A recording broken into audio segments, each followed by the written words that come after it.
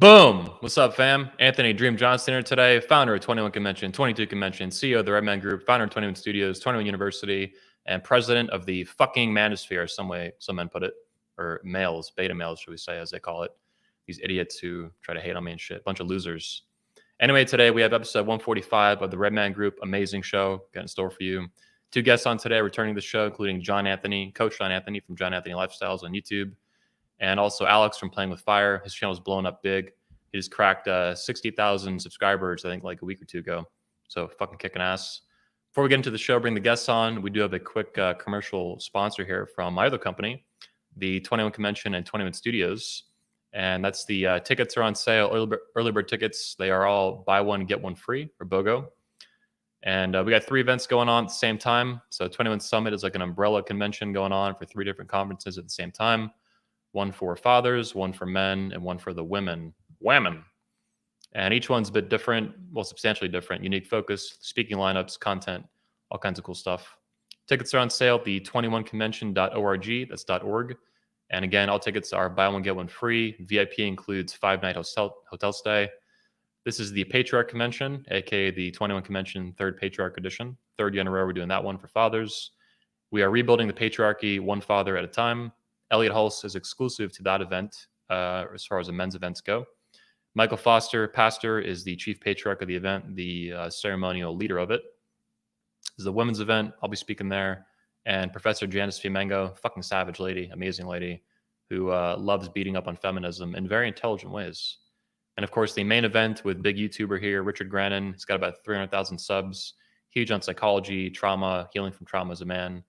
And Jack Donovan, author of The Way of Men, and actually many other books beyond that, including his new book, Fire in the Dark. There's about 15 to 20 speakers per convention, so they're all fucking huge. They're all 4 days long, and it's going to be an amazing time. Last year was the first time we did 3 at the same time for 21 Summit, and it's fucking super dope. Very amazing, positive experience. Come on out, have a good time. And that's October 21st to 24th, 2021, later this year. It's our 15-year anniversary, too. It's fucking savage. Anyway, enough selling you guys shit. Not all of you will buy it. That's okay. Subscribe on YouTube, hit like. Appreciate your support there. Without further ado, please and welcome to the show, Alex from Playing with Fire, Coach John Anthony from PlatinumDatingSystem.com. What's up, boys? Awesome. Thanks for having us on, man. I'm from PlatinumDatingSystem.com now. Yeah, man. Yeah, I mean, I know you have it there anyway, so I figured it'd be good, right? That's where you sell. Let me change my name so people know who I am too. Yeah. Your website is your name. Your parents named you a website. He looks like a PlatinumDatingSystem.com type of kid. Mm-hmm. So for those of you who don't know, these guys have both been on the show before. Alex from Playing with Fire is a big guy for like online dating and stuff. And John Anthony is pretty savage in that he has like probably the highest lay count in the entire manosphere.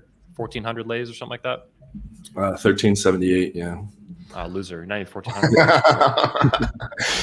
So you guys know, that number is not only huge, like the average American male, the median lay count for a lifetime is like 7 by comparison. 7. So 1,400 or 1,378 is astronomically high. And a lot of people don't like that, especially like tradcons and shit, but I think it's impressive. It's a real, the perseverance and dedication and hard work to push through for years and do that. That's like Olympic level shit for pickup, dude. Straight up. All you need is a hyper-analytical mind and lots of verbal abuse as a child. There you go. Yeah. Anyway, today I just want to kind of wrap with you guys. We had a really good show last time. The last one we did together was probably like 2 months ago. The 3 of us kind of went around and talked shit on people, made fun of people, talk game, talk shop.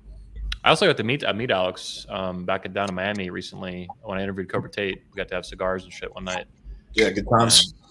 Yeah, it was cool, man. Good meeting up, face-to-face kind of shit, But both of you, can you talk to me about what's been going on your channels since we last spoke? I mean, you both are having good growth. John, you're at like 24,000 subs. Alex, you cracked 60,000 recently, right? I was correct on that? 60K, next up, 100K. Yeah, man. Yeah. Just been I've been more diligent with the videos, so I'm putting out videos almost every other day now. Trying to cover a wide variety of topics. We did a recent video about how Vladimir Putin uses frame control. Very interesting video. We got another one. What was the first part you said? What is how the Putin uses frame control. Prudent? Putin, the president of Russia. Vladimir Putin. Okay, I'm like, what the fuck is Putin? What? Yeah, cool. Frame control is insane. He's very good at directing the conversation and manipulating people. Trump as well. Yeah, a lot Trump as well. That's going to be my next video, actually, probably. Yeah. So we're doing a lot of interesting content like that, trying to grow the channel. But unfortunately, people don't really want to see, like, I just had I was telling you guys in the group chat, I had a doctor on yesterday. He's one of the best, in my opinion, hormone doctors in the world, I think. He has a YouTube channel with over 30,000 subscribers, highly in demand guy, very intelligent, very knowledgeable in men's health and just health in general. Went to school for like over 10 years. I got 30 live viewers when I had him on. I have on some big titty porn star. I have over 200 live viewers. Dude. Yeah, the same with me. I'll put out like something that gives away almost like the entire game, and it'll get like just a couple thousand views, and then I like make fun of like some idiot, and it'll get just tens of thousands. Dude, all these dudes, especially the beta male police, I call them, the BMP, the beta male police. They're like, oh, it's just so much drama. It's feminine drama. It's like, bro, that's all you fucking tune into. You're addicted to it. That's why they bitch about it, all this fucking bullshit. They love it. Everyone's like that, right? Oh, all this drama on TV and the news. It's like, motherfucker, like, you're like, it's like crack for you. The people who bitch about it the most are the ones who are addicted to it the most, I hate that. Yeah.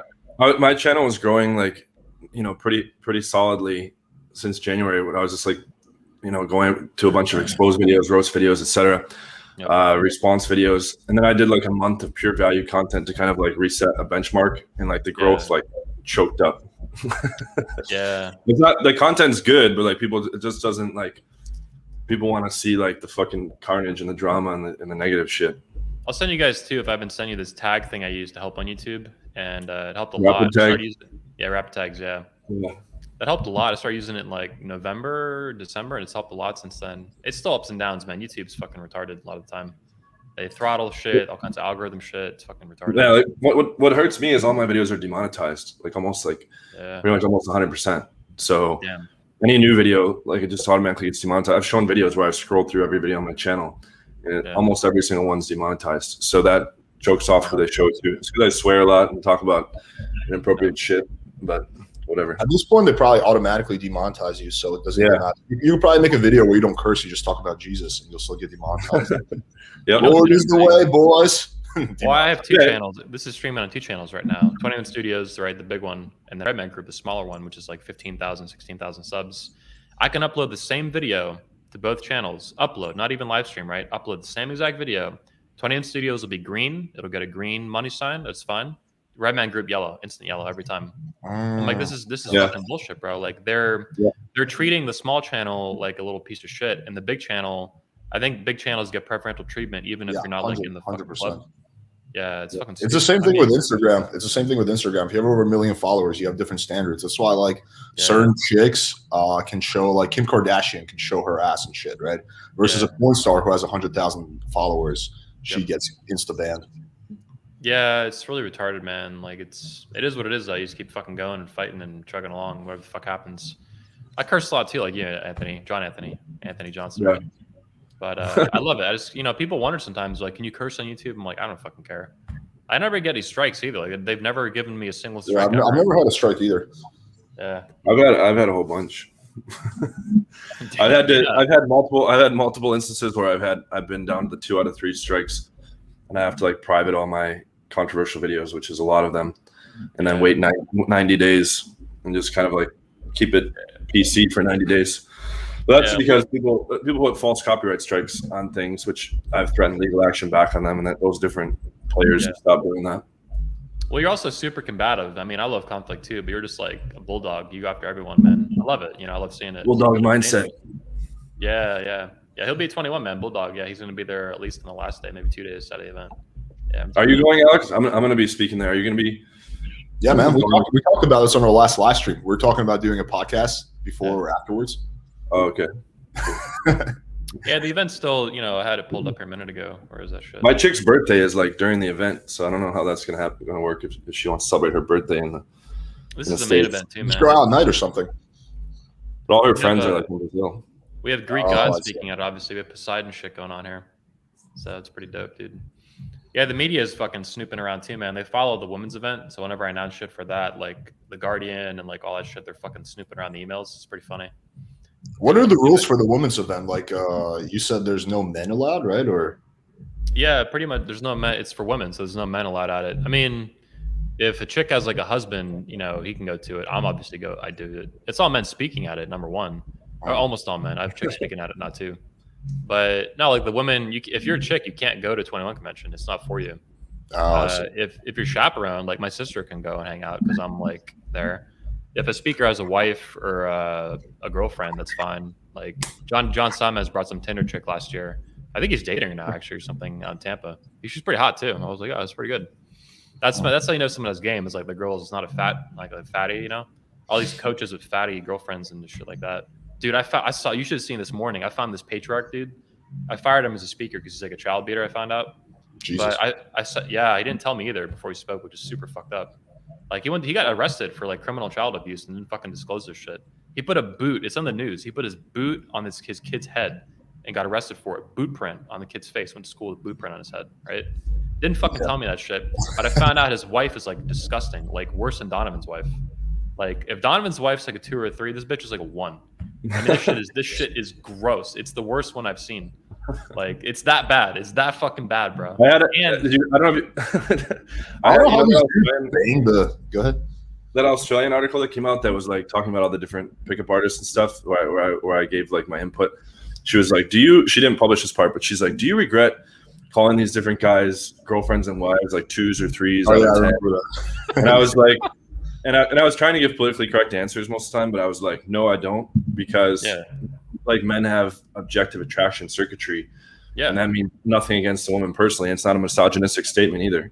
It's that we can all agree as men that this woman is below average. So yes, I can say that, and no, it's not offensive. The truth matters, man. The truth matters. The truth is the truth. And like, you can give guys a little bit of wiggle room, but a very small amount for personal preferences, you know? At some point you have to be like, no, this is objectively ridiculous. Like, yeah, I think you should be free to marry any kind of gross girl you want. I just think that if you marry a gross chick, you shouldn't be able to teach about game. That's like a caveat. Yeah. Like you have to retire from teaching if you're going to marry a gross girl. Especially if you're going to hide it and lie about it, which you can't have both. You can't have both. You can either have the gross girl or you can have your fucking lofty pickup coach title. Yeah, the ugly wives and girlfriends video I made that has like over 50K views now. And I was looking at it the other day. It has like 1.3K likes and 1.3K dislikes. It's like, who's disliking that? So it's like if you were to show like, hey, here's this famous like how to make money guru, and he's actually homeless, and here's all the records that he's homeless and like broke, and everyone's like dislike. It's like the fuck out of here. It's not fair to expose his financial situation. Okay, what are these guys doing? Like, you know, how are they experts when the girl's below average? It's mind-boggling to me. To this day, I can't understand it. How is most of the industry dating below average girls? Well, let's investigate the situation because it is unbelievably fucked up, and I'm sick of it. Like it's not even like we're splitting hairs. Like, oh, she's a 7, she's a 7.5, she should be a 9, she's a 3. So let me say this, and you guys, I think, especially John, you've been around a long time in PUA community. Alex, you found it in 2012 or something? Yeah, something like that, 2012. So even since the 2000s, I noticed way back in the top layer days and the mystery method forums and all that shit, way back in like 06, 07, dudes would like, even in real life, you go out and wing with some dude who's like sucked, but at least he could approach her or try. And he'd be like, yeah, she's like an 8. I approached that 8 over there and she blew him out. It's like, no, man, that girl has a bunch of makeup on, has a push-up bra on. She's like a 5 or 6. Like, you're fucking delusional. Oh, the inflated ratings? Yeah. Inflated ratings, yeah. It's been consistent for 15. I've been in this for 15 fucking years. That shit has been consistent since day one. It's in the red pill too. It's the same fucking thing. They're delusional. Inflation. Yeah. Dude, it's so true. When we post, when I go through the forums and people say, yeah, I banged this 6. Well, the joke we have is like, okay, so it was a 3. Like whatever the number the person says, it's 3 points lower. Yeah, I banged this 8. Okay, so she was just average. Yeah. I banged this 10. Okay, so she was somewhat cute. Yep. Yeah, it's. I think here's my theory on it, and let's see what you guys think. I think that basically these chodes and these betas, they have, assuming they're even talking to them and ready to do anything, they have like an upper ceiling, like a glass ceiling, like a feminist bitch about, and their glass ceiling is like the best they could do and their best game on the best day of the year if they were fucking hammered and like super confident or something, right? Is like a 7 or an 8. That's the absolute pinnacle of what they could bang in life, right? Absolute fucking pinnacle.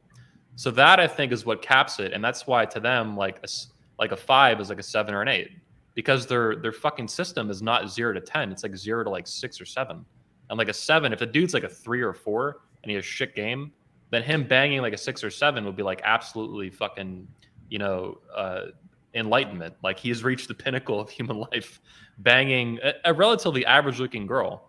So I think that's why they do it. It's like 8s and 9s and 10s are not even, they don't even exist to them, right? They don't even, it's not even in the realm of possibility. Even if they're and they talk absolutely shit on them, good. and they say those girls suck. Those girls are all bitches. Those girls aren't worth dating, and this and all these other stupid myths.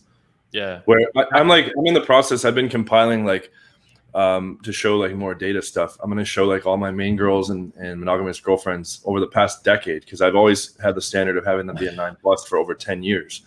And they have to be a bunch of qualities internally as well. It's not just pure looks, but as a standard, you have to be a 9+ to be the main rotation girl or to be a monogamous girlfriend. So literally in every different city that I had, like in Vegas, it was like a Serbian model. In Portugal, it was like a Brazilian stripper. In Poland, it was like a 19-year-old, like former Playboy Ukrainian chick. Like here, it's the girl I bring on my channel who's like an engineer. But like in each of the cities, it's not that hard if your game is good and you're supposed to be a guru and a master. The thing is, the same guys have ugly girlfriends also have zero infield, also have zero receipts, also talk in abstract woo nonsense terms. And you just watch 5 minutes of any of their technical game videos, and a guy like myself can see immediately that they know that they're just talking out of their ass. But since most of the guys don't know most of the guys don't know real game theory anyways, and there's a lot of like bad misinformation being propagated, that people don't know how to fact check these guys anyways, is the other big problem. I've even seen the Fraud Father Rollery go after Cobra Tate and bang in Cobra Tate the girls he bangs. He bangs hot chicks, like straight up. Yeah. No, they're porn stars for him or whatever sometimes, and sometimes not. Who cares? But he's not banging fat, ugly women. I asked him to his face. I was like, "Do you fuck any old fat women?" And he's like, "No, I don't fuck any old fat women." But these days, you have to ask. I cannot imagine Tate fucking old fat women. No, of course not. Of course not. Yeah. But I said to troll him. I love fucking women like that. But dude, there's so many fucking fake dating experts. You have to actually ask that question, like straight up. Like, do you two? Let me ask both of you. Do either of you fuck any old fat women? Just straight up, yes or no question. No. For me, Alex, there was like quality discrepancy. I think in like the first 100. Like if we're being real, in the first 100 late count. It wasn't like it was debatable for sure. It wasn't like basically as I got better, the average quality went up, and there's always still like that one night where you dip a little bit, but the average quality, if you like graph it out, kind of all scientific, like it kept going up. But you know what's crazy to me? I don't know if you guys have this phenomenon. When I first meet a girl, she starts off being, when there's a novelty factor, she starts off being attractive. So at first she's an 8. Once I keep banging her, she goes down to a 7, and then a 6.5, and then a 6. No, dude, that's a real thing. I've talked to a lot of advanced guys about this. My other friends that are in the multi-hundred late count, we're always talking about like this phenomenon. Like you'd rather bang like a new 8 than like the same 9 like over and over and over and over. And there's like evolutionary roots to that. I remember Bradicus was telling me about it. Like your body just responds the most to a new partner. So yeah, new sex can be fucking dope, man. Some of the best sex in my life has been same night lays that just get wild. Like you're fucking like 6 hours straight, like whatever the fuck's going on. I can't say everything on camera, but the point I'm trying to make is that you have to start a bit higher than whatever your, I guess, glass ceiling is, because it's going to go down. So if I was to marry a chick, she would have to start off as a 9 or 10, because eventually she's going to go down to a 7 or 8 for me. So if you start with like a 6, like she's going to be a 3 or 4 after. Well, let's be real too. Scientifically, now this is not science. This is more like manosphere stuff. I think both of you will agree that men in the manosphere for a while, we've been saying that men age like wine. So you kind of get a little better, more refined as you age. You become more masculine, you become wiser. Yep. Women age like milk; they fall apart. And physically, this is true. Like, I heard the stats yesterday on my mentorship call. Some guy like had the stats that he had just looked up, and women are supposed to be in their prime at 23, and men are in their prime at 38. I'm turning 38 in October. Yeah, man. Exactly. And then for men also, they stay like relatively like at their highest point. There's like a very slow drop off, even into like the mid 50s.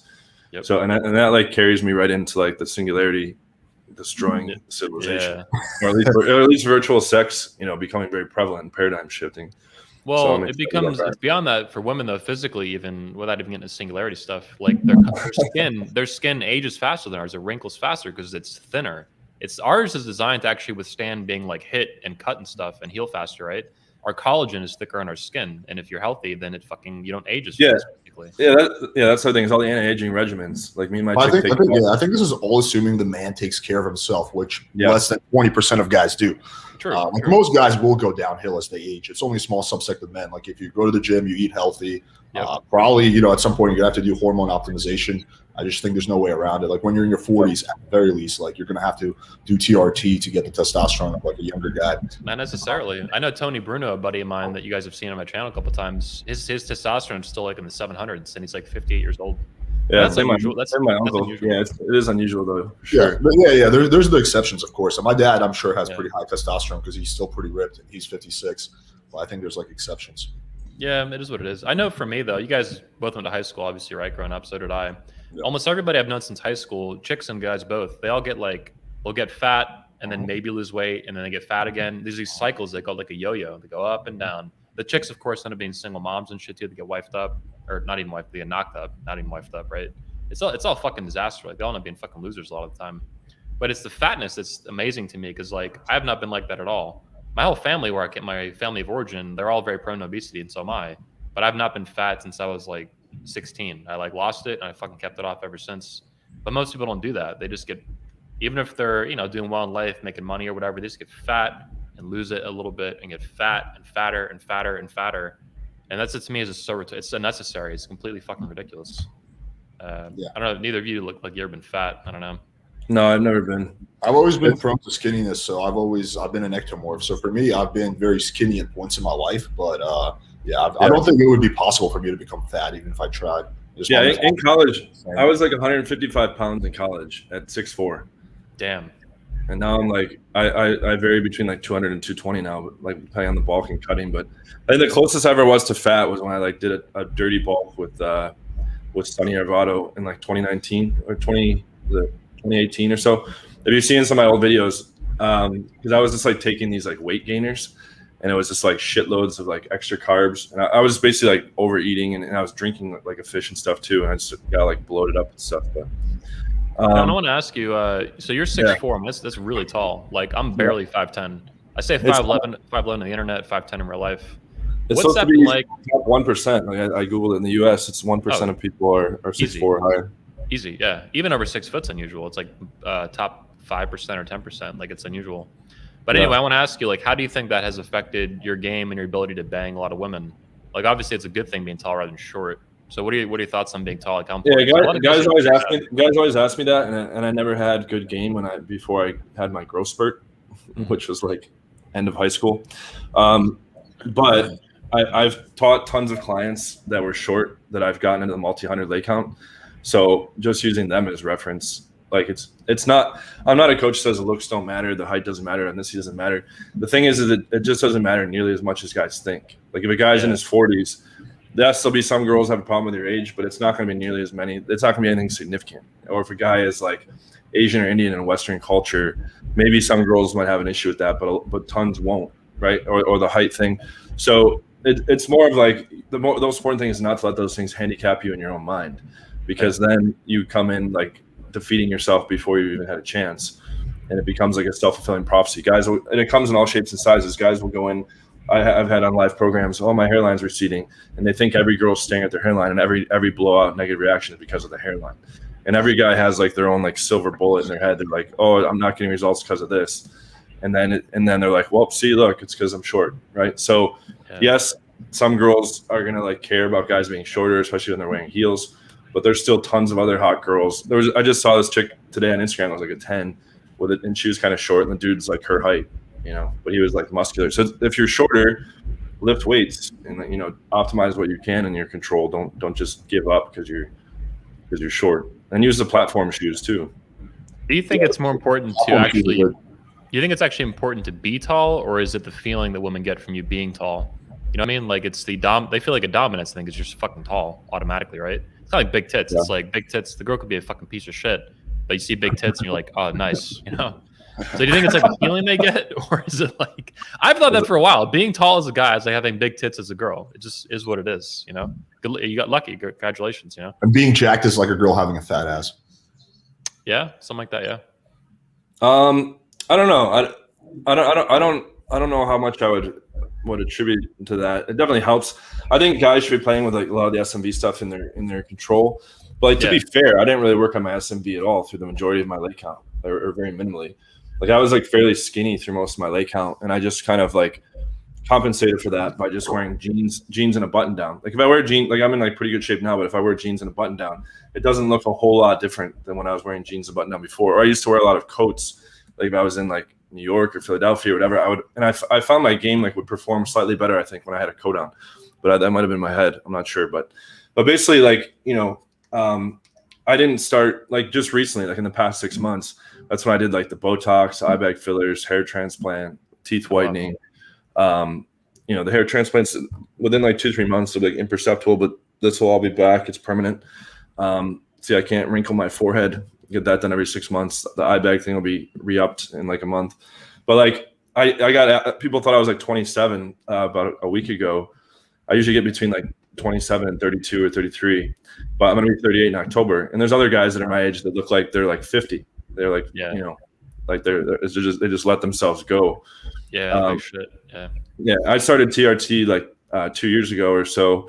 And for those, like a lot of people think like, oh, that's steroids or this and that. All it's doing is putting your hormone levels back to where they're supposed to be, back to like where they were when in your late teens, early 20s. So if you do it through an endocrinologist and they're monitoring, you know, the levels, you're just putting things back into an optimal, because we're not meant to live much past 30 biologically. So a lot, you know, the testosterone falls off a cliff. Like the other hormone was a DHEA or something like that. Yeah, it's complex, and it's not just steroids. Like steroids are different than doing it through a doctor, and it's a lot of shit too. A lot of competitive bodybuilders, it's completely different. Yeah, it's that's one of the things that gets confused in the pickup, red pill, manosphere, whatever. The difference between testosterone, TRT, and steroids. Hey, you're bringing on MGTOW dictionary? Yeah, send the link. Yeah, I think it'd be fun to shoot the shit. You guys get along, right? You went on the show?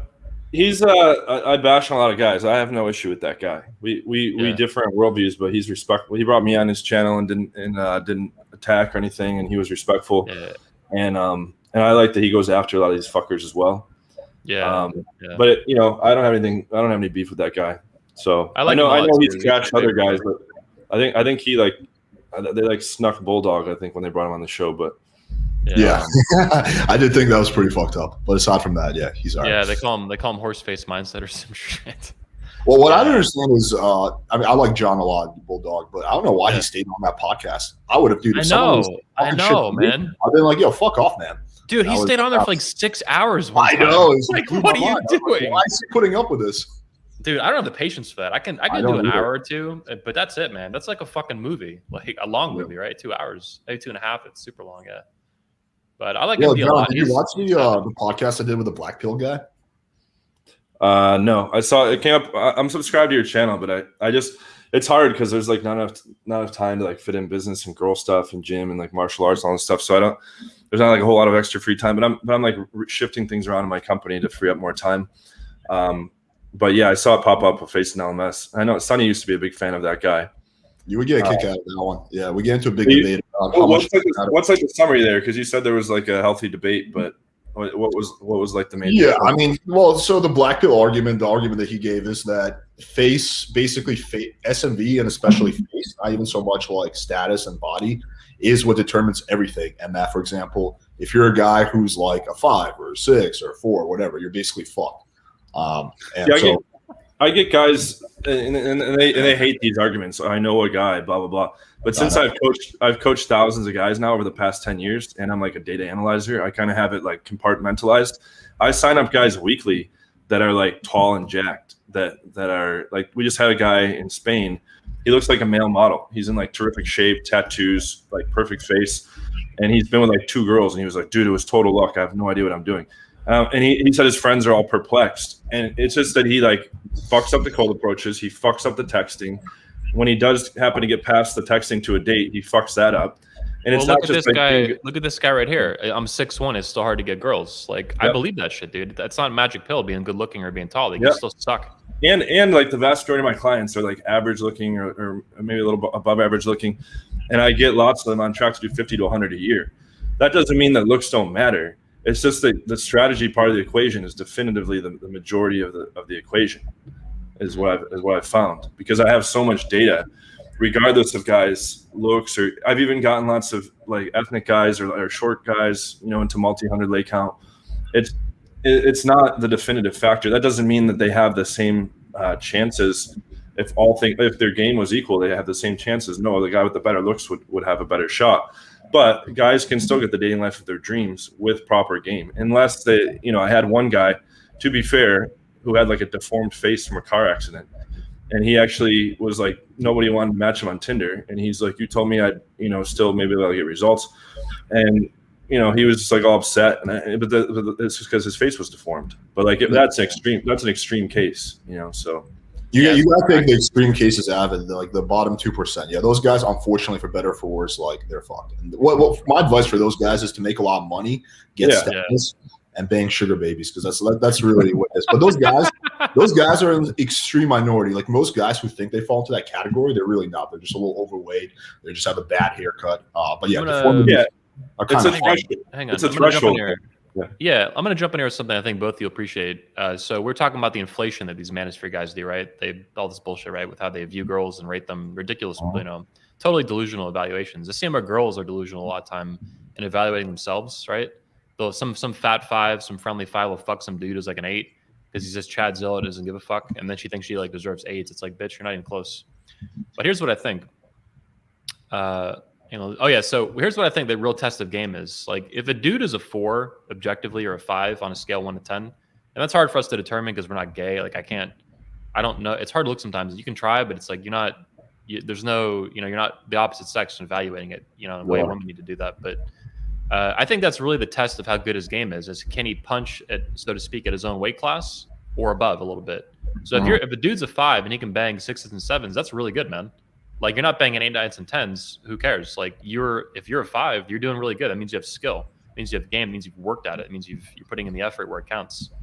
So that to me too is where a lot of the dating coaches. This is where these frauds, right? These fake dating expert losers that bang, fuck old fat women all day long, right? That's all they do.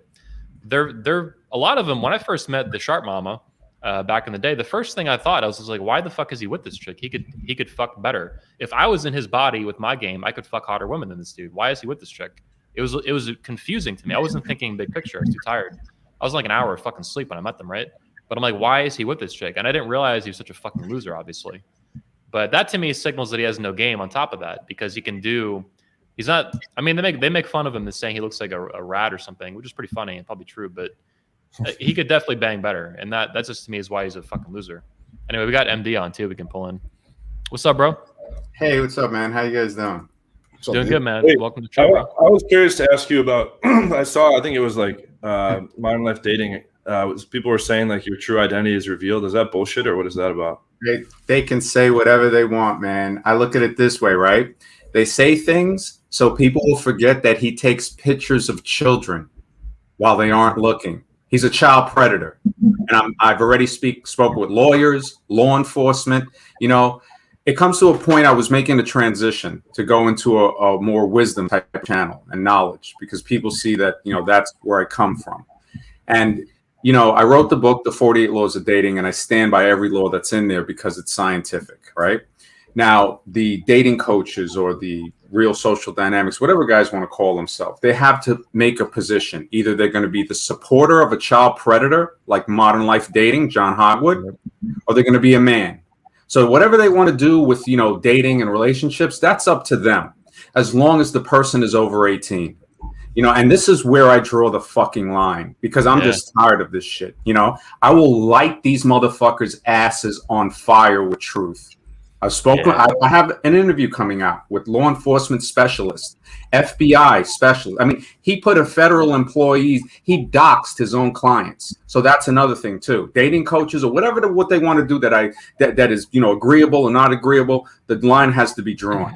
You don't dox your clients. You don't take pictures of fucking children, and you don't support people that take pictures of children. You call that shit out. John Hogwood is a child predator, and the truth is never slander. Never slander.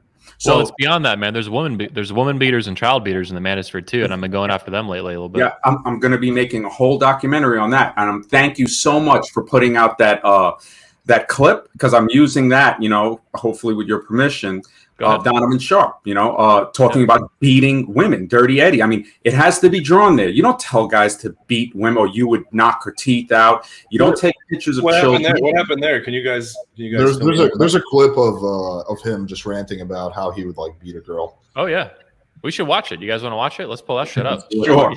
Yes. It's unreal. It's what's with his channel? I've seen his channel go down like 3 separate times. Yeah, and it comes back up. Because he's winning the appeals. He's appealing it probably. It's weird. Yeah, I don't know what the fuck's. I don't know why YouTube is granting him the appeals. Though. He always blames me too. Every fucking time he blames me, right? I'm like, get the fuck out of here, bro. This is your own dumb shit. Like your crypto shit and your fucking woman beating shit. Like you're fucking. This is like the 4th channel he's lost too. He's a fucking idiot. Hang on, let's pull up the woman beater shit. Oh, here we go. You guys ready? Okay. I was just thinking, John, like, you haven't seen this, John? Like tactics advice. We're looking at fucking scumbags of the manosphere. No, I haven't seen this. Yeah, so it's 13 minutes long, so we're just gonna watch the first like 30 seconds. But it actually gets worse past the opening. So I'm gonna pull it up, and let's see here. All right, we got audio on this too, right? I think we got audio on this. Let me make sure. Is he on steroids? Can you guys hear that? No, I think the audio's off. Do you have it uploaded to your StreamYard videos? No, but I can get the audio on it. When you do the share, me and Alex figured this out the other day. When you do the share, there's an option to include the audio. Yeah. It'll work. Hang on a second. I can get this. It's easier to do it as well, like MD's saying, but I can get it this way. We cracked the StreamYard code. Yeah. He really, man. Anthony Johnson deserves a lot of credit for bringing this out, man. The people that are calling out, not everybody's going to agree on everything, but there's certain things that we agree on, and the line is drawn. Advocating women beating and all of that. No. Okay, we got the audio. We got the audio now, and thank you, man. I appreciate that. It's sick what's going on in this community. We're gonna clean it up. You got it, bro. So here we go. You ready?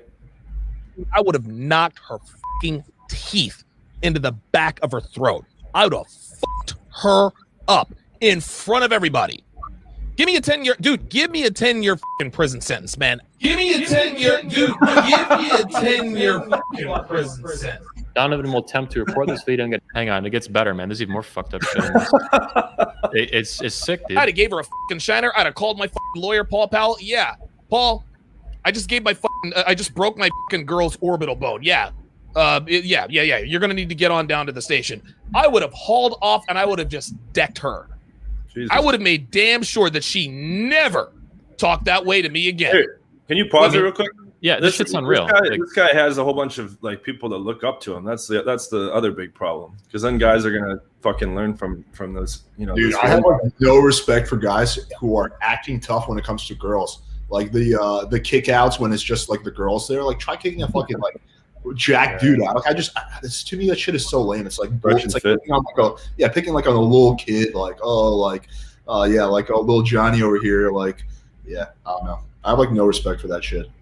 Let's get some more thoughts on that though. We just saw a guy advocating beating women on video. What was the context there? The context was her saying something to him. So if a woman, no matter what she says to you, I would even go as far as to say if she threw a drink in somebody's face. I mean, you don't punch her to knock her teeth. I mean, that's ridiculous.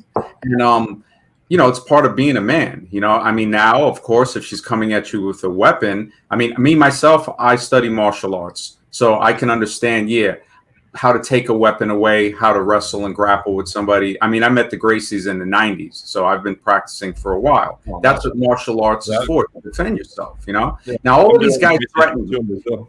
Yeah, I'll punch him in his face. All this. Suddenly now that they try, suddenly now I said, okay, so this is a video of someone you're saying is me. Well, here's a picture of that guy in the video.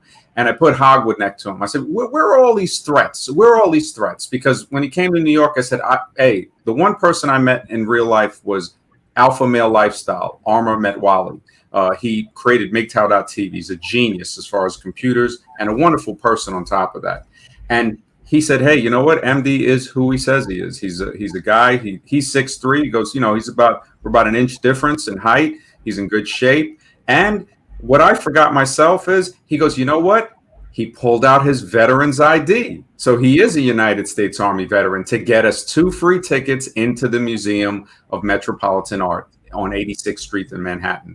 And you know, because they try to say, oh, he's not a veteran and this and felon, all that. They better hope I'm not a felon, because maybe my foot will be in his ass. The problem is that Hogwood would probably like that. He'd probably fucking like that. I've never threatened anybody on YouTube or in real life. But these guys, even Horseface Mindset threatened me. I said, yeah, you think what? You're telling me I wouldn't say it to your face? That I know is insinuating that if I did that, you would do something physical. And I will do it to your face. There's not a problem. I'm going to speak. I will speak louder and say whatever I feel. And I still don't have a problem with him because he's one of the less confrontative ones. But I did feel that he was sent by Rollo Tomasi and Richard Cooper, because they're the ones that they run these guys. And, you know, and you know, they have to be called out. And I commend Anthony for calling them out. I commend other guys, you know, who call them out. People are going to do what they want to do. But, you know, and I'm not going to criticize it anymore. So as soon as I go into the next channel, I'm going to make these last 2 documentaries about the woman beaters and the child predators like John Hogwood. And there was the other guys, there's guys in the manosphere that advocate the grape, you know, the 4 snuggles.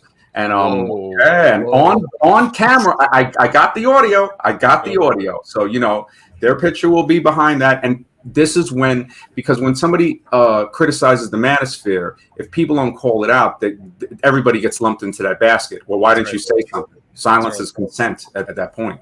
Who are the guys who are advocating that? I don't want to say his name at the moment. He's going, you know, he's so despicable. I mean, this guy is so fucking despicable, and he's on. They still could be 90% of the community. Yeah, exactly. So, you know, I mean, and it's up. Matter of fact, there's a channel. He was Black Pill Studies. He calls himself Savitri Hogwood after Hogwood's mother, because, you know, of course, that guy's a piece of shit that doxes people's addresses, like his former clients. And that channel has, I think, where he put the text comments where he said rape doesn't hurt women, or rape doesn't hurt women. And he also advocated it. You know, he did it once in the chat, and Shiva and Boom Boom banned him. Funny enough, I don't speak with them either. It's so much people that these guys, like I said before, they're not men, they're males. You know, it takes maturity to be a man. Let me pause here, because initially John Anthony asked the context of this video with Donovan talking about beating women, and everyone can go watch it. It's 13 minutes long. He talks about beating men too. Here's what I think. Number one, these are not out of context. Some of these are pretty long. He talks very openly about this stuff, right? I think though he reminds me of like some kid in high school who talks like a lot of shit and has never been in a fight, never done anything. Even he's talked about being in all these fights, getting arrested. That's all nonsense. We've never found any arrest records of Donovan getting arrested for fighting, or Edwin. It's all like financial identity theft, check fraud, like all this dumb shit, larceny. That was fucking stupid shit, right? Sketchy ass shit that he doesn't want people to know about, but it's all public record, right? You can look it up. So I think a lot of it is actually not, I think most or all of it's not even real. He's just like talking like hyper tough, because these beta males are so fucking dumb and they're so fucking hoodwinked a lot of the time. They're so broken. They believe this shit. And this to them is like alpha behavior, and it's not. This is pathetic little diesel behavior from a dude who's never been in a fight. Like, it's very obvious. Guys who know how to fight don't talk like this, period. I'll be super embarrassed if there's like a clip of me like doing that. Even if it wasn't talking about beating a girl, it was just like kind of posturing. Like the alpha posturing is kind of. It's hard. I just never had respect for that shit. It's half posturing about beating up women and half posturing about beating up men, like imaginary men. Like if he talks, he's like, if some dude came up to me in the street, I'd fucking beat his ass, blah, blah, blah. It's like, you've obviously never been in a fight. You talk about beating up women for what? Calling you a name? Like, this is fucking delusional, right? I have hundreds of videos on my channel. I don't have a single phrase in there about beating anyone's ass. Like, dude, yeah. I understand how that's part of pickup at all. You know, they have an army of trolls too. HEH in the chat, he's a troll. He's on Discord doxing people. So, and he tries to come in here, oh, MD's the next. No, we know you're a troll, HHH. And you know, he tries to make his little funny thing. I've been calling out all of these trolls because they follow people around. They're afraid of us speaking truth. You know, they're afraid of us speaking truth. I mean, everybody's going to have some type of difference, and that's great because it shows we're thinking for ourselves. You know, so, you know, you're going to say, hey, some guys are doing this, some guys are doing that. But there's one thing we all have in common. We don't support anyone taking pictures of people's children. We don't support woman beating. We don't support forced snuggles. I mean, Tony Bruno. Child beating too, man. This is child beaters around. Exactly. Yeah. You're absolutely Go ahead right. about Tony Bruno though. He's watching right now. He said, I think it was Michael Forster on his. He came on his stream, and I met him. Really cool guy. He said that there was a guy, I think it was in the church, and they caught him taking pictures of a young girl. And they took the phone. They all surrounded him, I think, and they took the pictures off. And I asked him what he would do, if he saw Hogwood. He goes, well, I'm not, I knew he was playing it safe on camera, and he goes, that phone would be mine, and I'm like, thank you for, being real about that. Just for starters. Yeah, exactly. Yeah, exactly. No, I mean, I see your point. I was watching your stream with Bulldog Mindset. And again, I was saying this earlier. I like John. I did think that you guys were pretty dickish to him. But all that aside, I don't understand why he didn't just say, like, yeah, taking pictures of kids is fucked up. Like, that could have ended the whole argument. Like, the 4-hour debate that you guys had could have been ended with him just saying, yeah, of course, taking pictures of little kids is fucked up. I wouldn't do it. I don't encourage it, blah, blah, blah. Bam, argument over. So, exactly. I don't know why he didn't take, like, a strong stance. It's all I was asking for. That's all I was asking for any of them. I was like, hey, I'll just leave everything alone. Just say this. Just excommunicate this child predator, Jonathan Hogwood. That's all you need to do. Well, and here's the good news. Here's the good news. Hang on. So recently, MLD was supposed to do some sort of meetup down near Alex in Miami. Some hot dude con, which is like the gayest thing ever, right? Yeah, I saw a picture of that on Instagram. It was like 4 bald dudes in like some gay bar. But hang on, he posted a picture. He posted a promotional thing of Rolo, who was supposed to be there, who was in Miami at the time, the fraud father. Here's what's interesting: is Rolo, the fraud father, never showed up, as far as we know, right? Why didn't he show up? Why doesn't he? If MLD weirdo, child stalker, pedo Wood is going to brag about on Instagram or whatever the fraud father hanging out with him in Miami, and the fraud father was in Miami, why the fuck didn't he go? Right? He didn't go.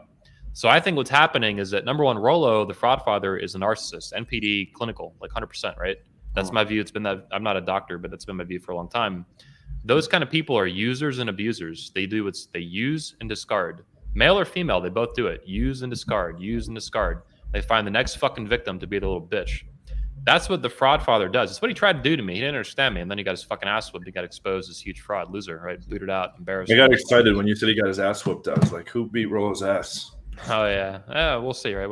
I'm not going to talk tough on YouTube about like Donovan, some loser. But whatever happens, right? Life's starkly complicated like that.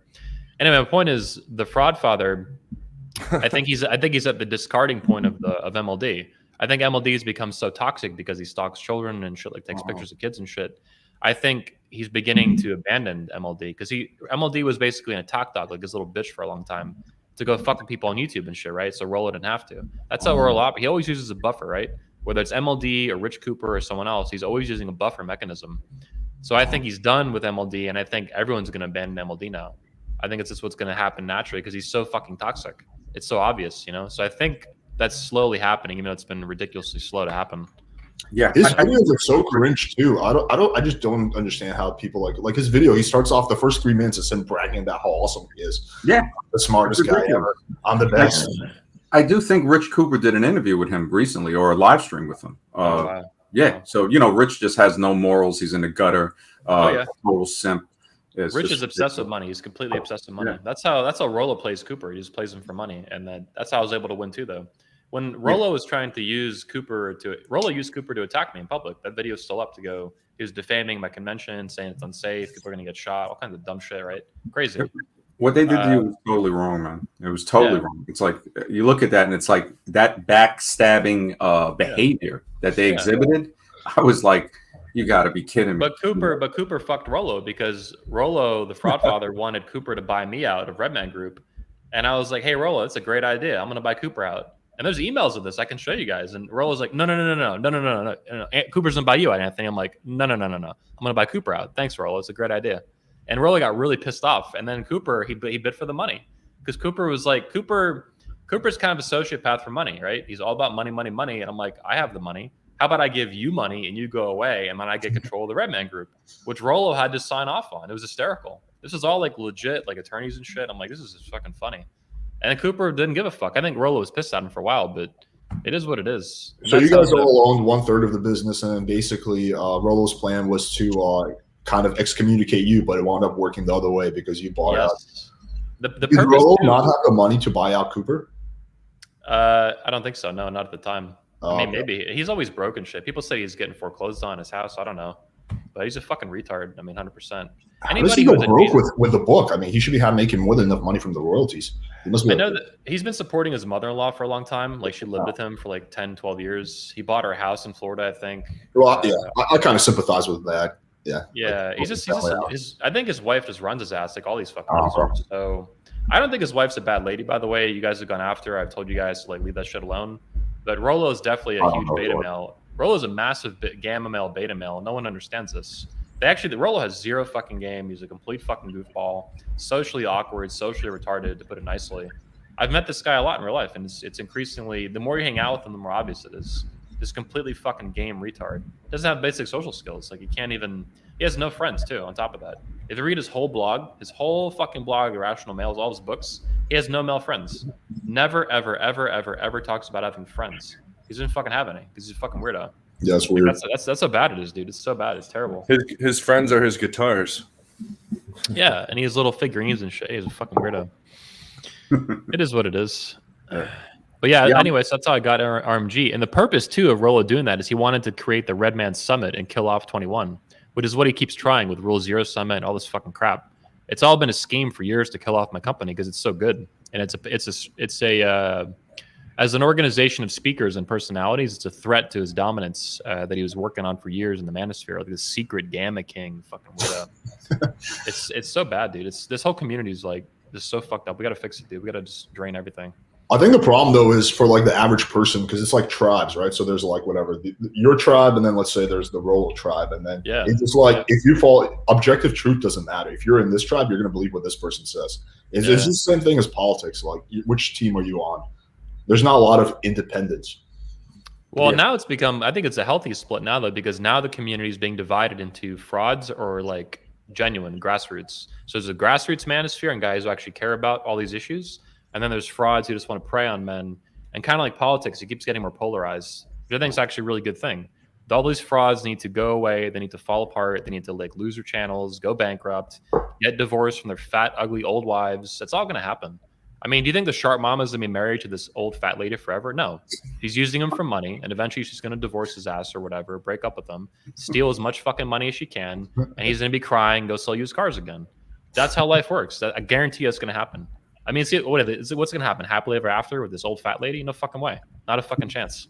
Yeah. It seems like they're both either going to be sitting there doing their drugs together because she's probably like an ex-crackhead, the stripper pole. And there's even a worse one that just betrayed us. We put her hand out, hey, you can come on the show, and which was a mistake, Carolina, and she tried to flaunt and show herself. So I showed a picture of her. I didn't think somebody could look worse than Donovan Sharp's wife, but Carolina does, and of course, no kids and all of that. But I'm just gonna let her go and start making peace with a lot of people. If Jay Tahoe comes on tonight, I kind of did go a little harsh on him because, I figured, okay, he was leaving comments with this beef going on Carolina's stuff. I don't have a problem with speaking with Bulldog if we ever speak with. I mean, the time he came on with his girlfriend and she just started to, go off, and I'm saying I thought they were trolls in the chat. Poodle mindset and bulldog mindset. I said that can't be the real one. Yeah, you call it a poodle mindset. Holy shit! Yeah, I do like these pseudonyms you come up with sometimes. No, well, actually, we used to call him that, but she came on as poodle mindset, so I'm thinking it's a troll, and then she comes on camera. And she goes, oh, this stream is so boring, this and that. So I was like, hey, screw you, and I threw her off. And then Bulldog came on, and she's sitting next to him. But he looked like he was like, I don't know, on a Xanax or something. And then later on, he says he was, on some Delta H cannabis candy or something. But she literally was saying, look, I got his balls right here in my hand, my purse. Because I go, yeah, he's not saying nothing in a catatonic state. But, I'm still not angry with him. I figure there's no sense to get angry. It's just to say, all right, look, like Anthony said, there's going to be a division. Frauds and people who support child predators and people who don't. People who support women, and people who don't. So, and that's where it's at. Everybody's going to have different things, but at least we're not there on that side of it. We're on the right side. Yeah. It's pretty interesting how like we're all together on a stream, because I would say you and I, for example, we have widely different opinions on things, but we all agree on like, you know, the idea that you should take pics of kids or be your wife or instead of arguing. Absolutely right. Instead of arguing about things that are different, we say, okay, what are the good things we agree with, right? Because all that other shit is menial compared to it. Oh, the women, the pickup ball, that's menial compared to taking pictures of freaking kids. And the law enforcement technology specialist I spoke with, and I have the interview. I'm just editing. I was editing it as I was going through YouTube, and I saw you guys live. And that's when I was like, hey, let me just say what's up, show my support. And I saw you two guys on here. I did see Alex on Face's stream. I didn't see the whole thing. Face wanted me to come on that stream, and he said he saw the email too late because we spoke earlier that week. And I think somebody threatened him, because they've been threatening people. They threatened Hold the Truth not to come on a stream. They threatened CBP, and they threatened a few other people that didn't come on. A few people closed their channels down, you know? Yeah, so, did Black Pill Truth to take his channel down? I love that guy's channel. He kind of, he walked away, and I told him, hey, you know what? Because I told him, I said, look, man, with the thing that was going on between him and Anthony, John Anthony, I told him, look, you need to just let that be. I said, the real enemy here, the real problem is Monolife Dating, is John Hogwood. It's all it's the frauds, exactly. It's the whole fraud mafia. Yeah, exactly. Oh, he stopped putting shit up because of the we had like a minor thing. I made one video because he was trying to make all these memes about me and all this stuff. Well, I tried to explain, like, look, let him say the black pill and all that. It's not a gang. It's not a label. It's, you know, it's something that is a metaphor for truth. What the red pill from the Matrix was, right? So I was like, okay, I understand. You know, you got PUA hate, whatever. You know, you're angry, and he's still a very cool guy. I mean, the guy's a cool guy. What we had in common, I mean, it's so messed up that the things they do to these people. I mean, they threaten them, and it's because they don't want. I mean, he was anonymous. What could they do? Well, you know what it was? Carolina doxed them, man. Carolina's a real bitch, man. Damn. Yeah, who's Carolina again? Oh, Carolina Hermes girl. Disgusting, kidless monster, the Brazilian bitch, man. She is still talking shit. Still, I gotta give credit to Tony Bruno. Tony Bruno has been warning the manosphere about that chick for a long time, man. Carolina Hermes, total credit to Tony, man, because she was trying to separate guys, and I was like, wait a minute, I'd let you on the show, and you were on for 10 streams, and I noticed guys were getting uncomfortable. I said, listen, we're gonna make this an all-man stream again, and she took it well. But she still lingered around, you know, kind of like a cat that you feed that just won't go to fuck away. And I'm like, okay, you know, feed her a little comment here and there. Went on her stream so she wouldn't come back on the stream. You know, did interviews with her. All of those she deleted. Had my co-host do interviews with her. But it's a good lesson. You know, it's a good lesson to learn that, you know, 43-year-old, you know, kidless, you know, I mean, it's sad. She had this dude on the stream, and she's still talking about us. So I'm laughing about the comment up here. Hey, I'm gonna go first. 1378. Go ahead. 300 to 500. Wow, that's a wide range, man. Yeah, I'm about 130. Yeah, I've been slowing down too for a while. I want to keep it under 150. So MGTOW Dictionary. Do you know your lay count or? Man, I knew there was a problem when I was forgetting girls that I had sex with, like later on, you know, because when I was a military soldier as a teenager, you know, there was a lot of women. You know, women do love men in a uniform, but I saw that it was a little more than that, because some of my other friends, you know, they didn't get the treatment. I was reading. We're only meant to like keep track of like 100 people in our minds because of like when we used to be in tribes and shit like that. So I wish I'd kept a spreadsheet or something like that. Not to be fucking. Yeah, weird. I know mine is. I would say it's under 100, man. I mean, I slept with a lot of married women in the Army. You know, that's just normal. You know, if you're not married. And when I got out, I was 22 years old, 4 years served. You know, in good shape. You know, I was doing 100 push-ups at a shot. And I noticed girls in their 30s, you know, because this is like in the early 90s, these 30, 35-year-old, 40 hippie, really cool hippie chicks, you know, kind of like the Christy McNichol type, the, you know, Jane Fondas and all of that. And they were just like happy, you know. So I'm trading my youth and vitality for their vagina. And then it's the same thing you do as you get older. We trade our finances and status for the younger, the 20, 21, 22-year-old hot chicks, you know, in certain ways. Some men do, you know. So I would say conservatively, to me, I'm not keeping count. But I would say, yeah, definitely under 100, 80 maybe, or even lower. You know, it wasn't a big thing because I would get steady, pussy. But I was always a one woman type of guy.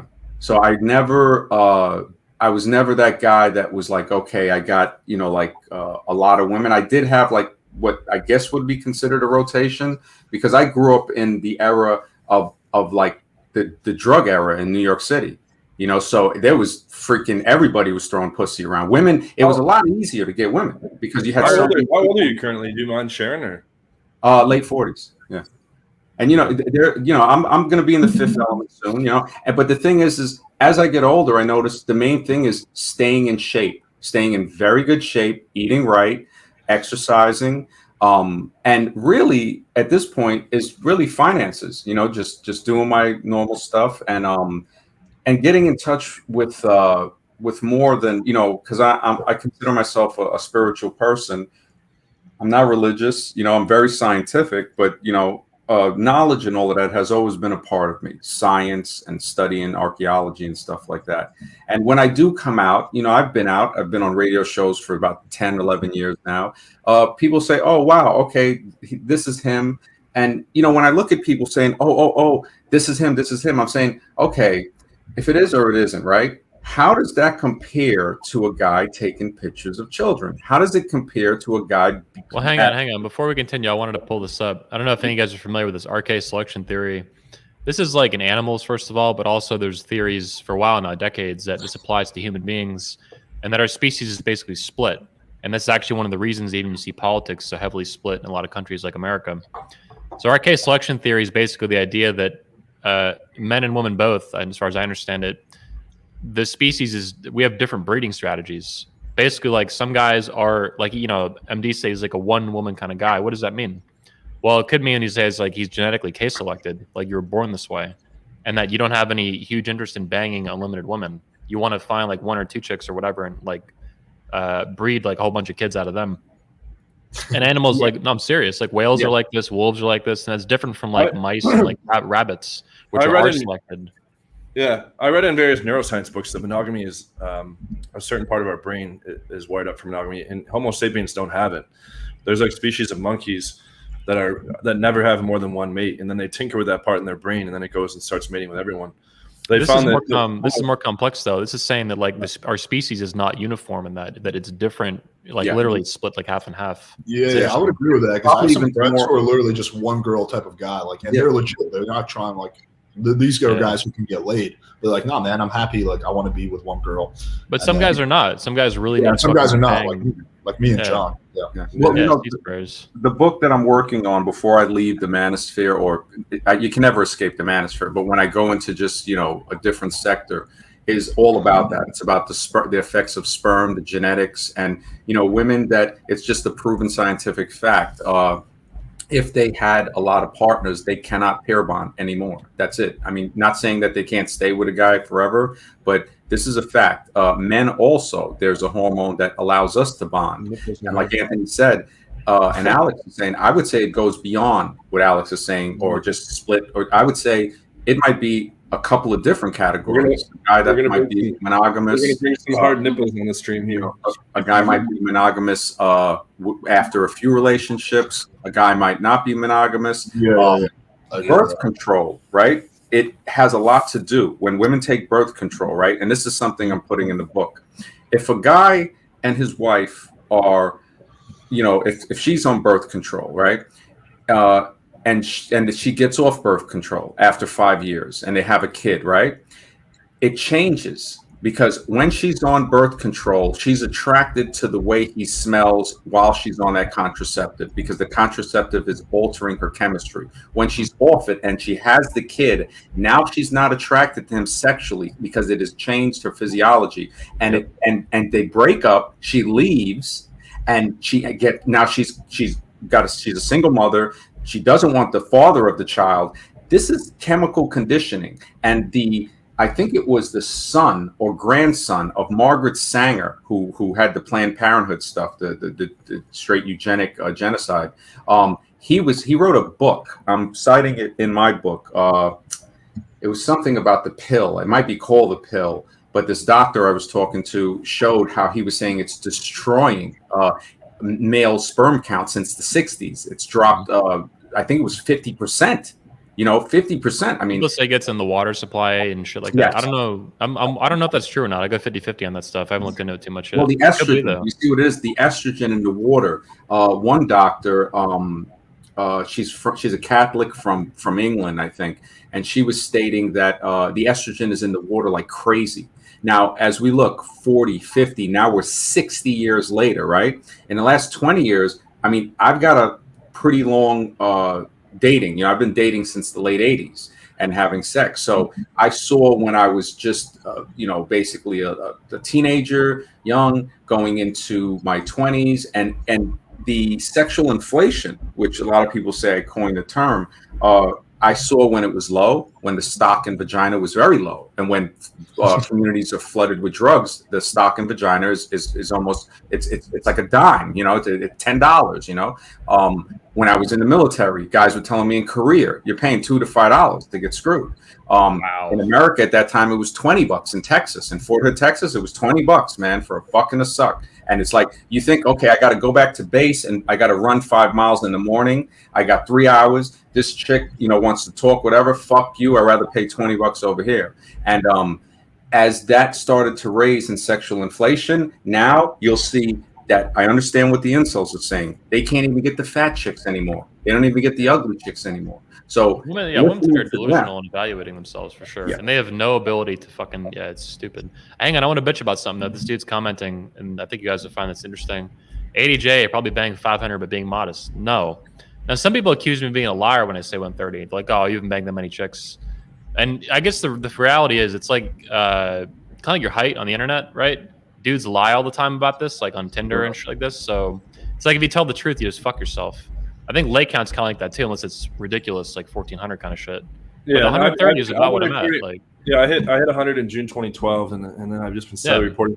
And it wasn't like a lot of people misunderstand. They think it was just like everything else in my life was sacrificed to increase the number. I was running big rotations all the time that I would prioritize. I was doing other shit. I didn't have a real job. I've been doing this coaching for full time since 2013. You've been focused. I was coaching before that, but I haven't had a real job since 2013. So when you can stack multiple dates in a day and you're running a highly effective system, you can knock out 100 in a year with just 2 closes a week. But it wasn't all about maxing quantity. It's definitely a lot easier if you don't have a real job. I can vouch for that. Yeah. But just having good skill is a byproduct. You end up with a lot of closes. I'll say this though, I've been going out with Xavier since like 2009 when we started hanging out way back then, and he's fucked about 200 to 250, so quite a bit more than me, about double. But the reality is, he's a chubby chaser. He's fucked some hot girls straight up. I don't want to deny that. He's got game. He's fucked some hot girls. But he fucks a lot of fat girls too. I made him a hat to make women fat again, is to fuck with them. He's one of those curves above everything guy. Yeah, exactly. He likes thick Latina women. And he's half Puerto Rican, so it is what it is. But if I was, even going out with them, if I had the same standard, like I would fuck probably at this point 200 or more. But I don't do that. The first girl I fucked my prom night, she was a legit 8. Then, and even in hindsight now, I guess you could say I got lucky, right? Or it's kind of how things played out. I got fortunate. That kind of set the bar like an 8. And I've always been super, super reluctant to go beneath an 8. Because like in my head, I was 17, I fucked this 8, and I'm like, that's what I want to fuck, 8 or better, right? And I like fucking hot women. That's my goal. Fucking these fat girls and land whales and shit, that's gross to me. I don't want to do that. The other thing too is I always lived in places that had an abundance of hot girls. So like in Vegas, like Miami, San Diego, like I was able to keep my quality high even with a high quantity just because there was such an abundance of hot chicks. But like the past year and a half been in Brazil, the past year and a half before that was in Poland. The bell curve just shifts so much because you're removing a lot of the fat chicks. Yep. And chicks just have better genetics. I let one fat girl, I've never fucked a fat girl, but I let a fat girl blow me once in 2017. Because I was always like, dude, Xavier's able to do this. Some other buddies have done this. Like, it can't be that bad. Just let her blow you, right? Like 2 a.m. And it was my brain was like freaking out, man. It's like, don't bust. You thought your dick was a hot dog mid blowjob? Yeah, it's just, I don't know, man. I just couldn't, I'll never do it again. That was the one time I let it. I had to think about other chicks to bust. I was like, I can't even fucking do this. Like, this is disgusting. She wasn't even that bad. She was like a fat 5, like not the end of the world. Guys fucked way uglier than this, and I didn't fucking fuck her, but I let her blow me, and it was Never again. Never ever again. Because my brain I was wish like I could say my screaming at first me, girl man. was an 8. My first girl was probably a 4 objectively. Yeah, Ooh. I was one of those guys that kind of just went up in quality as I got more competent. I started high. My buddy Socrates, one of our speakers in Orlando, he's going out with me for years too, and top layer and stuff. He knows Xavier too, and he said my bar has always been set like unnaturally high, and I think it's just because luck. Like the first girl just happened to be fucking hot. She was so hot in high school. A lot of dudes didn't even believe me because they knew her. They're like, "There's no fucking way you fucked her." I'm like, "I fucked her," and then my other buddy was like, "Yo, you fucked the shit out of her." So and it was this whole fucking thing. But I was there. yeah, man, it was. Well, she fucking told everybody, right? Because I couldn't bust, so I fucked her for like 4 hours on prom night, which is the opposite problem most guys have. But some guys have this problem. It's one or the other. Either you bust too fast or you can't bust. Yep. I was in the bust. bust too fast category. I was in the opposite. Oh, you So lost your virginity? but hang on, so she went and fucking bragged though to fucking everybody, but over like the Sunday after prom. So I go to school on Monday and everybody's like, all these chicks are I fucking the shit out of me. Because they think I'm like this fucking rock star now, fucking for 4 hours at like 17. So it was pretty funny. And then school ended, but yeah, it was a whole fucking thing, dude. It was like out of a movie too, because I walked into the lunchroom and like the football team, they found out they knew I was a virgin, and then not anymore. They started clapping and shit, and the whole lunchroom started clapping and shit. Also, It was really at that age, it's like really embarrassing that you're like fucking beat red. You're like, oh fuck, what the fuck? But Yeah, funny. I lasted like 30 seconds on my first time. I lost my virginity the end of first year of college to a slightly heavier chick. She's probably like a 6.5 or 7.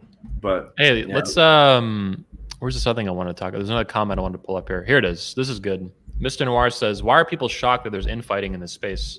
So this is an important topic because we get a lot of the beta male police, the BMP. Everybody's like, oh, it's feminine energy, all this fucking bullshit they can't even back up, right?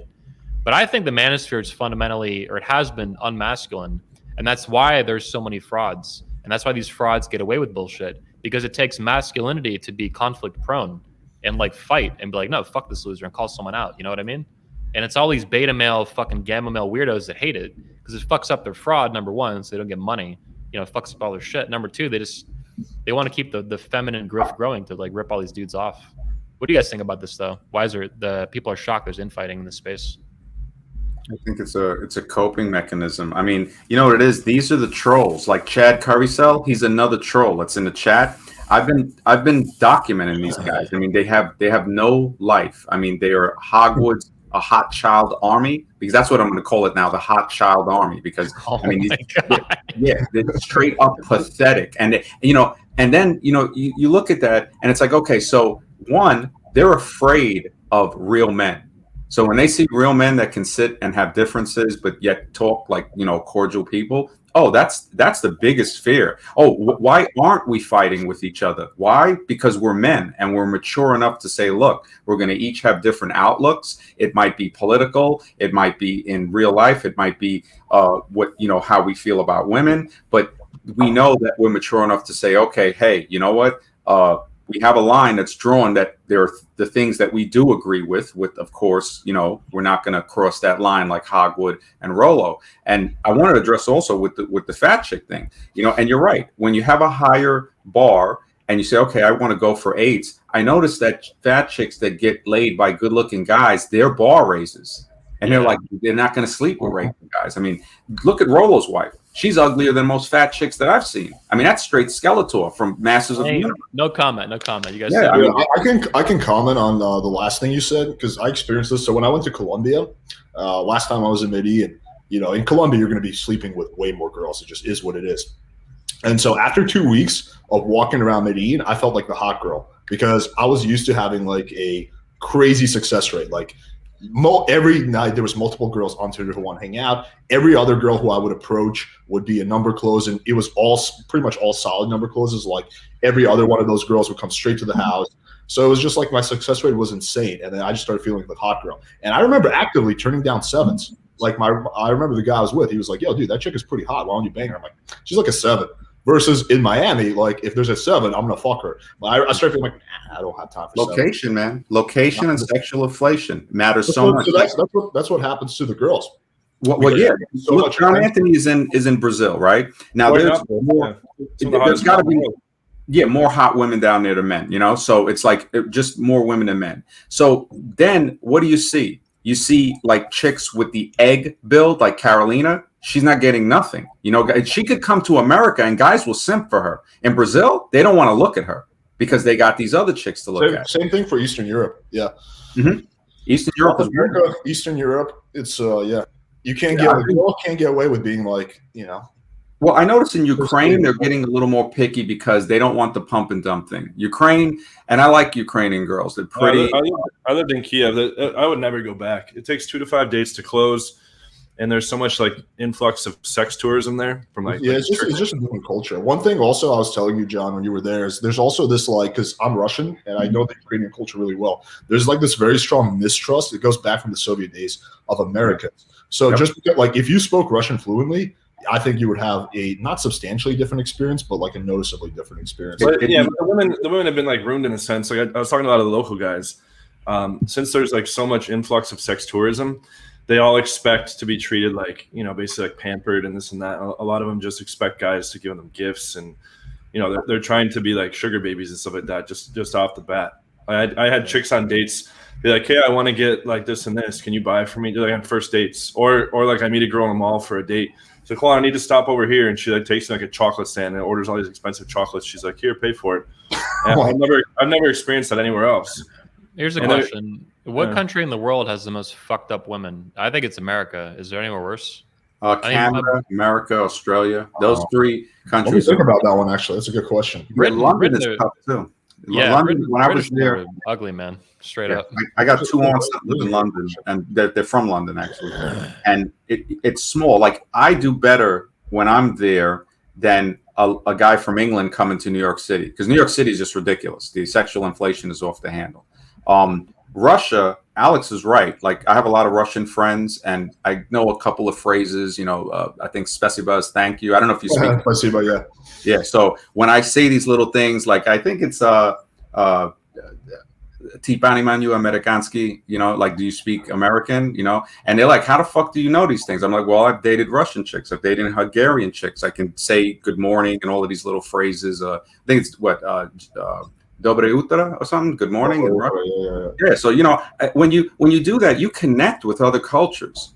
You know, when you say somebody in Brazil, bon dia, or in Spanish, you know, buenos dias, they're saying, whoa, this guy's actually, he's not your ordinary American that expects you to speak his language, even though I don't speak it fluently. And I learned 5 languages living around the world. Like, so I speak Polish, some Russian, and then Spanish and Portuguese. I lived in Poland, yeah. I love Poland. Spanish and Portuguese are my strongest. I'm pretty fluent. Holy shit! I knew somebody. It's Jean Dobre, right? Good morning. Yeah. Wow. Holy. Because I've learned how to say about greetings in 20 languages, but I didn't learn any fluently. I said, let me learn the basics, right? But for 5 languages fluently, I commend you. No, not fluent. The other ones, but in Spanish and Portuguese, fluent. But there's a guy, Michel Thomas. He's a German linguist. I have a video on my channel about it. Basically, he has like a patent on this method where he just teaches you like the major 500 words. He says if you do an analysis of the New York Times, it's like the same 500 words repeated over and over. So you just start right off speaking sentences. You can get conversational in like the top 15 languages or so within about 6 to 8 hours without any Google Translate or anything like that. That's really good. To kind of comment on what you said, though, there's definitely a lot of truth. One of the big things I teach is if you have a type, like you're into, like, let's say Korean girls, you're into Spanish girls, learn a few phrases from that language. It's going to give you not a huge, but it's going to give you a noticeable advantage. It like builds a lot of instant comfort, basically, like right off the bat, if you can say. But I was to that country's question. I would say Ukraine was like the biggest difference I saw from all my travels. Is just that it's like nearly impossible to get one night stands or to bang on the first date. It sounds crazy, but like most of them don't want to come home with you. I had a lot of situations where we'd be on the 4th date in public and they wouldn't want to kiss yet. So there's a lot of fucked up elements of Russian and Ukrainian culture. It's pretty much the same culture, but they're just like hardcore family oriented. When I lived in China, everyone's like extremely passive because a lot of the dudes are just like, the culture is, everything's very, you know, the chicks were telling me like they've never had a dude like act as confident before, like just like a shell shock because they're not used to guys acting that way. Yeah, China's very, it's, you know, you know, I don't want to say nothing bad about the country, but the oppression, you know, I mean, when you're looking at, you know, the communism, the stuff that, I mean, the males, you see it in the populace of the males of how they act, you know, I've had Russian friends tell me, hey man, be careful in Russia, you know, and you know, speaking those phrases, Alex is right. It gets me very far when they're like, wow, you know how to say the basics. I think please is pajausta. And like, you just, you know, you say these little things and they're like, wow. But China, for some reason, I was never really attracted to that part. Homo erectus. I was never either. I was never really attracted to Asian girls unless it's like big titty Japanese girls. Same. Yeah. I remember I pulled I was like out in China. It was on my birthday when I was there. I was like the only white dude in the club, like almost double everyone's height and shit like that. People were like dancing in synchrony to the beat, even though they didn't work for the club. And I was like, this is fucking awesome. And I met this hot Chinese girl, and she's with these other two Chinese girls. One was her sister, and one was like their friend. I had no wingman, and I just pulled all three back to my hotel, just showing them like my hotel card. I didn't speak Mandarin, and like the sister and the friend sat on the bed while I like railed the other girl in the hotel bathroom. You know, and she was all loud and shit. I remember, but it was just like such a different dynamic. There was like no cock blocking, and with like other girls that I would go on dates with, they were just like ultra shy, like ultra passive, and they would type in the translate like Chinese girl not so open. You know, like they're just not used to being like a guy being dominant or confident or anything like that. Yeah, the society. It's Homo erectus. That's another troll. I noticed he says the 14th law that I have, law 14, never date a single mother. So it's funny how these guys will come to streams that I hop on just to troll.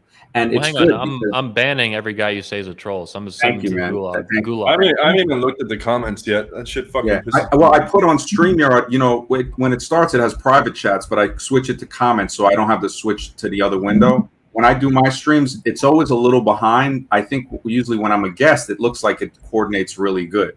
But whenever I stream, it's like, you know, it's hard to toggle and then look for guests and, you know, people coming on and stuff. But yeah, they follow people. And really what I'm seeing is they're afraid of what we're doing right here. They're afraid to see guys that have different thoughts and get along fine and say, hey, you know what? It is, you know, this is cool, and we know where the line is drawn. I know Scribe came on Tony Bruno's stream with me Thursday. It was great, man. Scribe, he was on fire. I mean, he actually, you know, he still has his dating stuff, and he does his thing, man. I commend the guy. I mean, he's you know, like a brother to me. You know, but I've always been a big proponent of healthy debates. Like that's what I always try to do on my channel. I've had on many guests, and not all of them. Some of them think widely differently than me. I've never had a situation where I've had to kick a guest out or anything like that has ever happened. Mm-hmm. I've had people jump off. Like Bulldog, as much as he says about, like, yeah, we chastised him without a doubt. Strive for all the family, sell all that, right? So he could have left. And no, I agree with that. Yeah. You know, if I was in his shoes, I would have bounced out within like he stayed for that. The first time I ejected him because I could notice he got nervous. It looked like he was reading a screen of what Rolo was telling him to say on the side, and then he started saying shut up. So I said, okay, look, you say it again, I'm just going to throw you off because you've been here 2 hours. You're boring us now. So we got rid of him. Then he jumped on another time, stayed on for 5 hours. And that was the time he said, hey, man, they chastised me. I'm like, wait a minute, bro. You could have left. You know, you stayed until the end of the stream, you know, and I still don't got nothing against him. He went on Nutshot stream. And I got to admit, yeah, I was a little harsh on him because he had the balls to say, yeah, putting a guy on screen that's in a wheelchair and saying that he's got a 3, that's fuck. He said, yeah, that's messed up, right? Then he reneges, right? Oh, well, I saw this guy and I said, just when you thought this guy was a human being, you know, and I blacked out. But Nutshots, you know, I don't know. He says the channel was whatever. I forgot about that stream where they brought a guy in a wheelchair on with like, he was a paraplegic basically. That he had a rotation of 3 hot women. It was like, this is sick. And Hogwood, the first thing he said, Josh is out earning everybody, right? They showed a news clip of Josh where he's on the news saying, look, he's trying to get the state to fund his bed lift. I was going to start a GoFundMe for that guy, but I couldn't find a way to contact him. And these guys, what do? You know, Hogwood probably gave him a blowjob and got him to say that shit on camera. And it's just, you know, I think about this. That's another thing I called out when I showed pictures of Myron Gaines in a bed with 2 different men following transvestites. And hey, nothing against people that want to follow transvestites. That's what you want to do. That's what you want to do. But don't lie to me and tell me you're straight. You know what I mean? Don't lie to me. This is what you are. I hope. I mean, see, on the stream that we do, like tonight, Saturday nights, it's always crazy because I let anybody come on, which it's a double-edged sword. You can get cool people that hop on, and you look at some of the old streams, people come on, they flash all of this stuff. I get them off in 3 seconds, so, and I just say, okay, but people send me that shit. They're like, hey, you need to expose MGTOW dictionary because they have people flashing on the stream, and they're sending me like the screenshots with guys' dicks. It's like, what the fuck are you doing, man? I remember this one. Afi Kingdom had that problem. He had his channel taken down temporarily because he had some random dude show his. I don't ever understand this. Why would you ever it's a bunch of dudes? It's not like it's like you're on a or whatever thing with chicks and you're showing your dick to chicks. Which that is weird in of itself. But at least that's understandable. You're showing your dick to 99% dudes. Like I don't understand at all. It's just like shock value. Like, oh look, they're cool or important now because it's just the manosphere. Your parents have failed you if you think it's cool to show your dick. You know what it is? They can't get nobody else to look at their dick. Nobody's going to look at it. So they say, hey, you know what? This is the only way. Now, I didn't know Affy. I used to call him Affy the Clown because he came on with LFA when we were cool. And I was like one of the first guys I roasted. Him, and I think it was Red Pill Rebellion because he recommended that you could sleep with a girl with AIDS without a condom and you'd have a 1% chance. I said, you're out of your freaking mind. I blacked out, went off. And now he runs around trolling, Red Pill Rebellion, anything he can say. So all of these guys are documented. But Affy, I'm not mad at Affy, but I think he was hurt because he came on camera and I said, man, you kind of look like Grover from Sesame Street. And then he took the camera off and he put an avatar on and then he changed the avatar. And, I could still make peace with it. I'm not mad at him. But then he and Lucario made a video and I'm like, wait a minute, I don't even know this guy. And he started saying, so I said, okay. I said, it goes both ways. I'm happy when people roast. It's like, hey, great. Do what you're going to do. When I roast, don't say nothing, and I'm at the point now where I'm just going to let it ease off. Once I get the sperm book out to teach younger generations how important it is to be careful, and, definitely be careful of STDs, and then go from there, and say, okay, I'm transitioning onto a newer channel and leave a documentary probably for the last thing that I do and just say, hey, have a great time. I might come back, once a month, if that, but hopefully I'll be able to just, stay away from it. Yeah, your channel's, you got big, man, 4,000 or 5,000 subs. Legendary, man. Legendary work, dude. Taking down the frauds, man. Someone's got to crack some skulls, bro. Thanks, bro. You too, bro. I mean, man, I want to see your channel grow. I mean, yeah, I've said it before on the stream. I said, look, if I had to choose between the two, I'd like to see Anthony win against Rolo and those guys. I mean, he'd crush all of them. And I mean, we will. We're fucking killing it right now, man. We got 317,000 subs on my main channel. We've gained over 22,000 subs, 23,000 in the past 30 days. We're on fire. That's awesome. And I think we're gonna hit 400,000 by October, November. So with 400K this year too. Yeah, they've committed high treason. That's awesome. Yeah, they committed high treason against Anthony. I mean, I looked at that and I was like, what the? I mean, Rolo is the price of doing the right thing in the world. When you do the right thing and you're really committed to what you do and you love it, people want to take you down. The higher you climb, the more they want to take you down, like crabs in a bucket kind of shit. Yeah, exactly. That's pretty. Can you pop the comment up about Alex's interview with Face and LMS? Because I didn't get a chance to see it. I'm just curious what people's thoughts are. This one, yeah. This one, yeah. What's like the high level summary, Alex, of the major points or whatever? I mean, Face and LMS basically believes that in look determinism. So whatever, let's say you're a fault for, that's like as far as you're going to climb, like that's it. You're determined to that, and that the black pill is based on science and research. And that, it is what it is, and that, the pickup community heavily overblows, how much game matters, and just basically all that. I didn't necessarily disagree with everything he said. I also agree that looks are very important, and that, for example, a much better looking guy is going to have a way easier time than a worse looking guy. I just disagree with one. Some of the studies they cited are very unscientific, so I debunked some of those, and two, I disagree with the extent to which they matters. And yeah, you were right when they hate those what about ism examples. They say, well, I've never heard of a guy who's like a 4 banging 6s or 7s. I'm like, okay, well, there's my roommate. Like he's a 4, he's Indian. He has an accent, he's bald, like he fits all the criteria. He's not deformed. I agree. Like if you're deformed, like yeah, you're kind of fucked. And he's in the triple digits. He's in the triple digits, yeah. And he's doing what, like 60 girls a year or something like that. 70 girls? That's plenty. Yeah, and he lost his virginity 3 years ago. He was a virgin from India. Yeah, since I've been coaching for over 10 years, I just have thousands of counterexamples. So to me, there's no debate. To me, it's not my opinion versus their opinion. To me, I have tons of examples. But I'm not a guy that says looks don't matter. It's far from that. The fact of the matter is that, like just to break it down, like super simple, right? If you give me any guy, regardless of his looks, right, unless he's really ugly, right? I'm going to get him pro pictures. I'm going to have a team of girls pick the top 5 pro pictures. We're going to max out the aesthetics on those top 5 with FaceApp and Photoshop. And then I'm going to write his bio for him. Then he plugs into my online sequences. Now he has a bunch of phone numbers. No way around it, no matter who he is, no matter how bad his game is. Then he plugs into my text sequences. Now he has a bunch of girls coming straight to the house, right? So literally, I just have to show him how to close once the girl's at his house, which isn't that hard.